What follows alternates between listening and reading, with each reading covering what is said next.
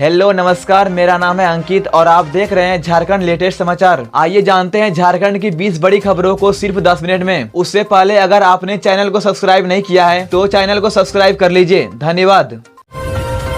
छत्तीसगढ़ में झारखंड के मजदूरों की मौत पर गरजे जयराम महतो, बोले सदन में उठाएंगे प्रवासी मजदूरों की आवाज। छत्तीसगढ़ के रायपुर में झारखंड के मजदूरों के साथ बड़ी घटना हुई। मजदूरों के साथ पहले मारपीट की गई और जब वे डरकर भाग रहे थे तो ट्रेन से कटकर 2 मजदूरों की मौत हो गई, जबकि 3 मजदूर घायल हो गए। इस घटना पर डुमरी विधायक जयराम महतो ने झारखंड सरकार पर हमला बोला है। उन्होंने कहा कि झारखंड के प्रवासी मजदूरों की समस्या को वे विधानसभा के सत्र में जोर शोर से उठाएंगे। जयराम महतो ने कहा कि झारखंड से हर दिन लोग काम करने बाहर जाते हैं, लेकिन काम के बदले उन्हें मौत और अपमान मिलता है। सब लाने और मुआवजा के लिए भी परिजनों को संघर्ष करना पड़ता है। उन्होंने कहा कि राज्य सरकार को इस समस्या पर सजग और गंभीर होना चाहिए। हर दूसरे तीसरे दिन प्रवासी मजदूरों से जुड़ी घटनाएं सामने आ रही है। यह हालात बेहद दुखद है। विधायक ने बताया कि मृतकों के सब लाने और मुआवजा के लिए परिवार वालों को अधिकारियों से गुहार लगानी पड़ती है, कंपनियों को फटकार लगानी पड़ती है, तब जाकर कहीं समाधान निकलता है। परिजनों ने डीसी से मदद मांगी थी। प्रशासन की मदद से शवों को वापस लाया गया और अंतिम संस्कार किया गया। घायलों का इलाज अब भी जारी है। आगामी विधानसभा सत्र में जयराम महतो इस मुद्दे को जोरदार तरीके से उठाएंगे।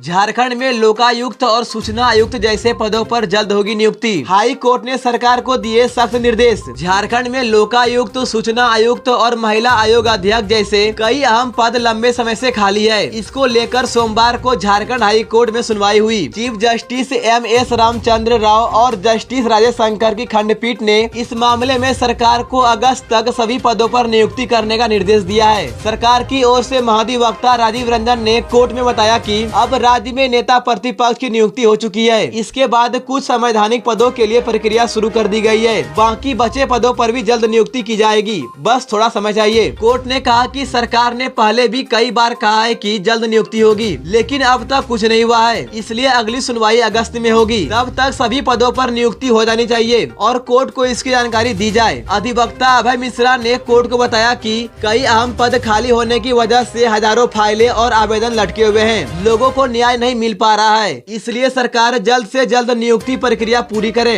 यह जनहित याचिका हाई कोर्ट एडवोकेट एसोसिएशन और राजकुमार की ओर से दाखिल की गई है।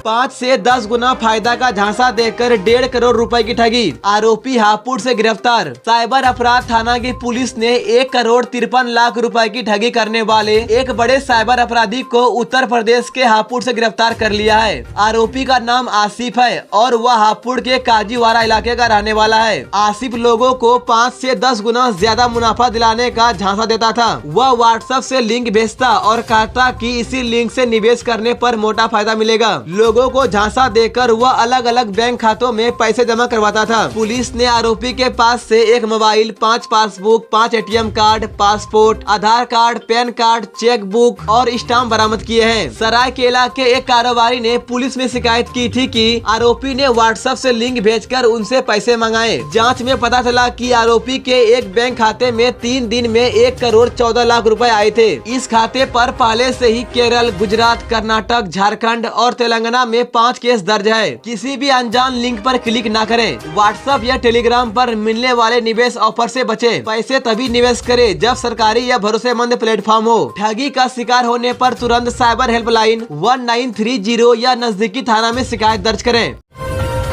झारखंड में मानसून की एंट्री, 17 से 20 जून तक जोरदार बारिश का अलर्ट। झारखंड में मानसून ने दस्तक दे दी है और अगले कुछ दिनों में तेज बारिश होने वाली है। मौसम विभाग ने 17 से 20 जून तक राज्य में भारी बारिश का अलर्ट जारी किया है। साथ ही आंधी, बारिश और बिजली गिरने की भी चेतावनी दी गई है। राज्य के कई हिस्सों में आज सुबह से ही बादल छाए हुए हैं। जमशेदपुर, जामताड़ा और हजारीबाग जैसे जिलों में बारिश शुरू भी हो गई है। मौसम विभाग ने 18 और 19 जून को ऑरेंज अलर्ट और 17 व 20 जून को येलो अलर्ट जारी किया है। 21 जून तक गरज चमक और बारिश का दौर जारी रहने की संभावना है। आइए जानते हैं कहां कहां होगी भारी बारिश। 17 जून को रांची, खुंटी, गुमला, सिमडेगा, लोहरदगा, पश्चिमी सिंहभूम, पूर्वी सिंहभूम, रामगढ़, सरायकेला इन जिलों में कहीं कहीं भारी बारिश होगी। 40 से 50 किलोमीटर की रफ्तार से हवाएं चलेंगी। बिजली गिरने की भी संभावना है। 18 जून को कोडरमा, हजारीबाग, गिरिडीह और बोकारो जिले में बहुत भारी बारिश होगी। तेज हवाएं भी चल सकती है, जिसके लिए ऑरेंज अलर्ट जारी किया गया है। 19 मई को कोडरमा, हजारीबाग, गिरिडीह, बोकारो और रामगढ़ में बहुत भारी बारिश का अलर्ट है। आकाशीय बिजली गिरने की भी चेतावनी दी गई है। 20 जून को पलामू, गढ़वा, लातेहार, चतरा जिलों में भारी बारिश का अनुमान है। तेज हवाएं और वज्रपात की भी आशंका है। मौसम विभाग ने लोगों से कहा है कि तेज बारिश और बिजली गिरने के दौरान घरों में ही रहे। किसानों के लिए ये बारिश फायदेमंद होगी, लेकिन आम लोगों को सावधानी बरतने की जरूरत है। जहां एक तरफ मानसून से गर्मी और उमस से राहत मिलेगी, वहीं आंधी और आकाशीय बिजली से खतरा भी बना रहेगा।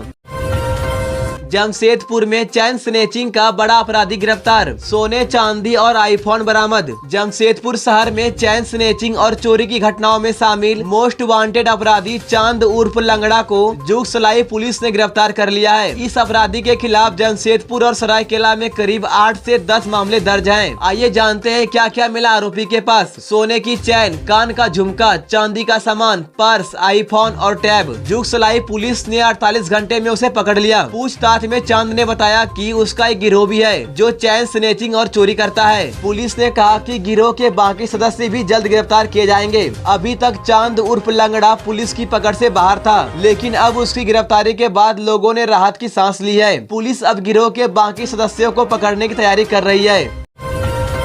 पंचायत सचिव की मौत के बाद हंगामा, परिजनों को नौकरी और आरोपियों पर एफआईआर का आश्वासन। डुमरी प्रखंड के पंचायत सचिव सुखलाल महतो की मौत के बाद इलाके में हंगामा मच गया। उन्होंने प्रताड़ना से तंग आकर आत्महत्या की कोशिश की थी, जिसके बाद इलाज के दौरान उसकी मौत हो गई। रविवार रात जब सब डुमरी पहुंचा तो परिजनों और ग्रामीणों में गुस्सा फूट पड़ा। सोमवार सुबह से परिजन और ग्रामीण डुमरी प्रखंड कार्यालय के सामने धरने पर बैठ गए। इस दौरान डुमरी के विधायक जयराम महतो भी पहुँचे और आंदोलन का समर्थन किया। विधायक की मौजूदगी में प्रदर्शन और तेज हो गया। धरना बढ़ता देख डीसी ने जांच टीम भेजी। एसडीएम संतोष गुप्ता की टीम ने प्रदर्शनकारी से बात की। सुखलाल महतो के सुसाइड नोट में डुमरी बीडीओ समेत 3 लोगों पर प्रताड़न का आरोप था। परिजनों की मांग थी कि इन सभी पर नामजद एफआईआर दर्ज हो। प्रशासन ने परिजनों को भरोसा दिया कि सभी आरोपियों पर नामजद एफआईआर दर्ज की जाएगी और मृतक के परिवार के एक मेंबर को सरकारी नौकरी दी जाएगी। एसडीएम ने कहा कि जरूरी कागजात देने के बाद 15 दिनों में नौकरी मिल जाएगी। सभी मांगे माने जाने के बाद धरना खत्म हुआ और सुखलाल महतो का अंतिम संस्कार कुलवो नदी घाट पर कर दिया गया। अंतिम यात्रा में बड़ी संख्या में लोग शामिल हुए।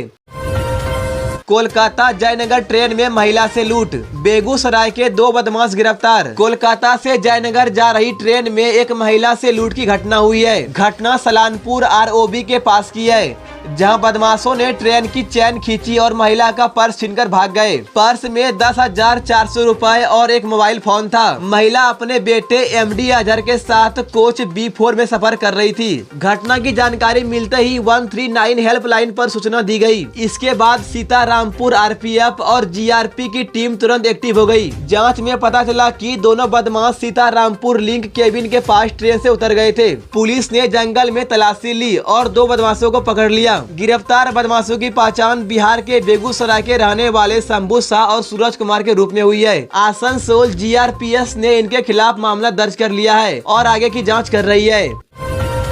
धान व्यापारी से लूटपाट करने वाले पकड़े गए। 48 घंटे में 2 अपराधी गिरफ्तार, हथियार, रुपए बरामद। गुमला जिले के रायडी थाना क्षेत्र में धान व्यापारी राजकुमार साहू पर हुई फायरिंग और लूट के मामले का पुलिस ने 48 घंटे में खुलासा कर दिया है। पुलिस ने 2 अपराधियों को गिरफ्तार कर लिया है। गिरफ्तार दोनों बदमाशों के पास से 1 लोडेड पिस्टल, 1 देसी कट्टा, 3 जिंदा कारतूस, 72,580 रुपए नगद, 2 मोबाइल फोन, 1 मोटरसाइकिल बरामद किए गए हैं। दोनों आरोपियों ने धान व्यापारी राजकुमार साहू को गोली मार दी थी और पैसे लूट लिए थे। साहू गंभीर रूप से घायल हुए थे और उनका इलाज अभी रांची में चल रहा है। पुलिस का कहना है कि इस वारदात में कुछ और अपराधी शामिल है, जिनकी तलाश जारी है। एसपी हारिस बिन जमा ने प्रेस कॉन्फ्रेंस कर पूरी जानकारी दी।